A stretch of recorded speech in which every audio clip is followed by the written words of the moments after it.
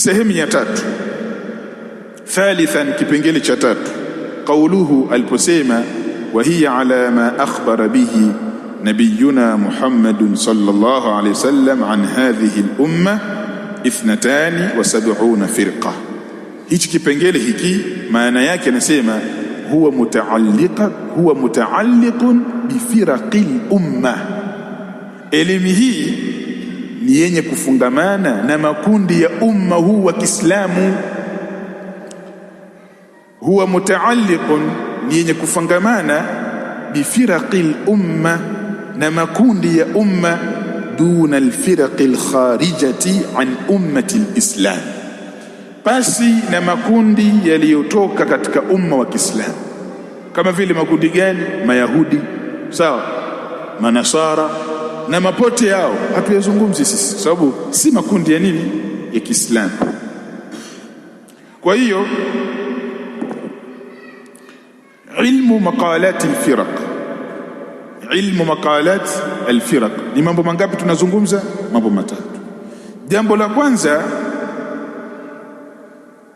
tunazungumzia makundi ya batil. Makundi ya batil ni makundi gani? Ni yale makundi yaliyokhalifiana na manhaj ya ahli sunna wal jamaa katika itikadi, ndio makundi ya batil hayo.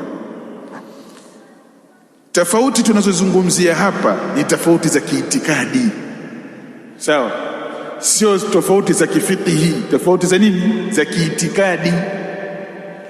Na hizi tofauti za kiitikadi ndizo zinazotufarakanisha sisi, si tofauti za nini, za kifiqhi. Na ndio maana ukiangalia wanawachuoni wa Kiislamu wamekhtalifiana sana kwenye masala ya fiqh, sana kupita maelezo.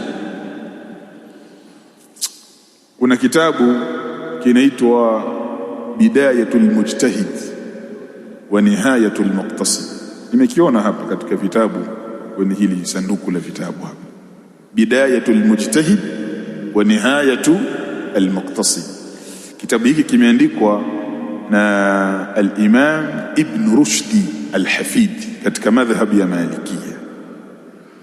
Alichokifanya yeye al-Imam Ibn Rushdi, anakutajia masala, sawa, halafu anakuletea kauli za wanaochuoni walivyokhtalifiana katika yale masala, kama ni kauli 3, ni kauli 4, ni kauli 5, ni kauli 10, anakutajia zote, kwamba wanaochuoni katika masala haya wamekhtalifiana katika kauli 5. Kauli ya kwanza ni kauli ya fulani, kauli ya pili ni kauli ya fulani, kauli ya tatu ni kauli ya fulani, kauli ya 4 ni kauli ya fulani. Akishamaliza kutajia zile kauli, anakuelezea sababu ya kutofautiana ni nini, wa sababu ikhtilafihim huwa kadha kadha kadha kadha kadha. Mwisho yeye mwenyewe anatoa msimamo wake. Kauli iliyokuwa sahihi ni kauli ya kwanza kwa sababu 1, 2, 3, na hizi kauli zingine sio sahihi kwa sababu 1, 2, 3. Hao wanawachuoni hao anaowataja kwamba wametofautiana ndio hao kina Imam Malik, Abu Hanifa, sawa, Shafi'i, ambao ni wanawachuoni wa Ahlus Sunna wal Jamaa, lakini kutofautiana kwao katika haya masala ya kifiqhi bado ni kundi hilo, bado ni kundi moja, kwa sababu itikadi zao ilikuwa ni itikadi moja. Kwa na sisi Waislamu tunatakiwa tufahamu ya kwamba tofauti za kifiqhi, sawa, haziwezi kutufarakanisha. Ukiona watu wanafarikiana kwa sababu ya masala ya kifiqhi, hao hawana akili, au mitazamo yao katika dini ni mitazamo finyu sana, au maarifa yao ni maarifa madogo sana. Watu wanatofautiana katika masala nini? Wanafarikiana katika masala nini? Masala kiitikadi. Masala kifiqhi, kila mtu atachukua kauli yake ambayo yeye anaona ndio kauli nini? Sahihi. Si tumeelewana? Tayib. Baada ya kusoma maelezo hayo ambayo yametupa picha kuhusiana na elimu ya kufahamu mitazamo ya makundi ni elimu ya sampuli gani?